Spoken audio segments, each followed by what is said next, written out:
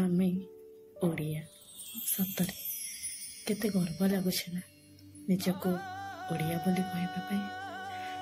ଓଡ଼ିଶା ସେଇମାନଙ୍କ ପାଇଁ ଏକ ଛୋଟ ରାଜ୍ୟ ଯେଉଁମାନଙ୍କୁ ଏହାର କଳା, ସଂସ୍କୃତି ଏବଂ ଐତିହ୍ୟର କୌଣସି ଧାରଣା ନାହିଁ। ହେଲେ ଆମ ଓଡ଼ିଆମାନଙ୍କ ପାଇଁ ଏହା କୌଣସି ସାଧାରଣ ରାଜ୍ୟ ନୁହେଁ। ଆମ ଓଡ଼ିଆଙ୍କ ପଖାଳ କଂସା, ରସଗୋଲା, ଛେନାପୋଡ଼, ଦହିବରା, ଆଳୁଦମ୍ ଠାରୁ ଆରମ୍ଭ କରି ଆମ ପର୍ବପର୍ବାଣି, ପିଠାପଣା ସମସ୍ତେ ଆମ ଉତ୍କଳର ଗୌରବକୁ ବଖାଣନ୍ତି। ଏହା ହେଉଛି 4.5 କୋଟି ଓଡ଼ିଆଙ୍କ ମଉଡ଼ପଣି ଜଗତର ନାଥ ଶ୍ରୀ ଜଗନ୍ନାଥଙ୍କର। ଇଏ ସେହି ଓଡ଼ିଶା ଯାହାର ସଂସ୍କୃତି ଜଗନ୍ନାଥ ସଂସ୍କୃତି, ଯାହାର ଧାମ 4 ଧାମର ଅନ୍ୟତମ, ଯାହାର ଦେଉଳ ବଡ଼ ଦେଉଳ, ଯାହାର ନେତ ବଡ଼ ନେତ, ଯାହାର ଦାଣ୍ଡ ବଡ଼ ଦାଣ୍ଡ, ଆଉ ଯାହାର ଯାତ୍ରା ବଡ଼ ଯାତ୍ରା।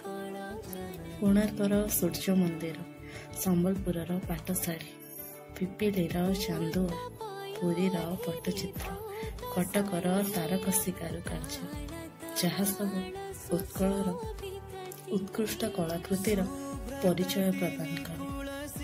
ଓଡ଼ିଶାର ଶାସ୍ତ୍ରୀୟ ନୃତ୍ୟ ଓଡ଼ିଶୀ, ଯାହା ପ୍ରେମ ଏବଂ ଭକ୍ତିର ବିଷୟବସ୍ତୁକୁ ଚିତ୍ରଣ କରି ଓଡ଼ିଶାର ସଂସ୍କୃତିକୁ ସମଗ୍ର ବିଶ୍ୱରେ ଉପସ୍ଥାପନ କରେ।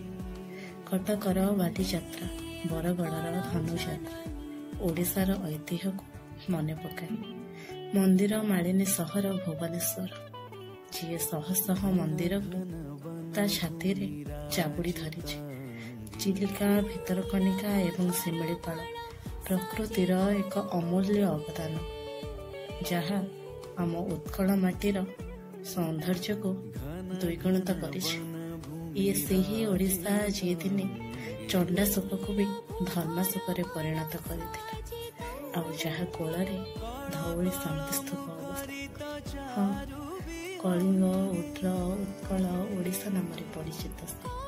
କେବଳ ଏତିକି ନୁହେଁ, ଯେତେବେଳେ ଉତ୍କଳ ତାର ଅସ୍ତିତ୍ୱକୁ ହରାଇବାକୁ ବସିଥିଲା, ସେତେବେଳେ ଏଇ ଉତ୍କଳ ମାଟିର ବୀର ପୁଅ ଉତ୍କଳ ଗୌରବ ମଧୁସୂଦନ ଦାସ, ଉତ୍କଳମଣି ଗୋପବନ୍ଧୁ ଦାସ, ମହାରାଜା ଶ୍ରୀ ରାମଚନ୍ଦ୍ର ଭଞ୍ଜଦେବ ଓ ବ୍ୟାସକବି ଫକୀରମୋହନ ସେନାପତି, ଏମିତି କେତେ ବୀର ଯେଉଁମାନେ ଉତ୍କଳକୁ ତାର ସ୍ୱତନ୍ତ୍ରତା ଫେରାଇବା ପାଇଁ କରିଥିଲେ ଅକ୍ଳାନ୍ତ ପରିଶ୍ରମ, ଆଉ ଶେଷରେ ଓଡ଼ିଶାକୁ ସ୍ୱତନ୍ତ୍ର ଉତ୍କଳ ପ୍ରଦେଶର ମାନ୍ୟତା ମିଳିଲା। ଆଜି ବି ସେହି ବୀରପୁରୁଷମାନଙ୍କର ବୀରତ୍ୱ ଉତ୍କଳ ମାଟିରେ ସେମିତି ଚିରସ୍ମରଣୀୟ ହୋଇ ରହିଛି, ଯେଉଁମାନଙ୍କ ପାଇଁ ଆଜି ଉତ୍କଳ ଗର୍ବରେ ମଥା ଟେକି ଛିଡ଼ା ହୋଇଛି। ଉତ୍କଳ ଦିବସର ଏହି ଅମୃତ ଅବସରରେ ମୋର କୋଟି କୋଟି ଓଡ଼ିଆ ଭାଇ ଭଉଣୀମାନଙ୍କୁ ମୋର ହାର୍ଦ୍ଦିକ ଅଭିନନ୍ଦନ। ଜୟ ଜଗନ୍ନାଥ।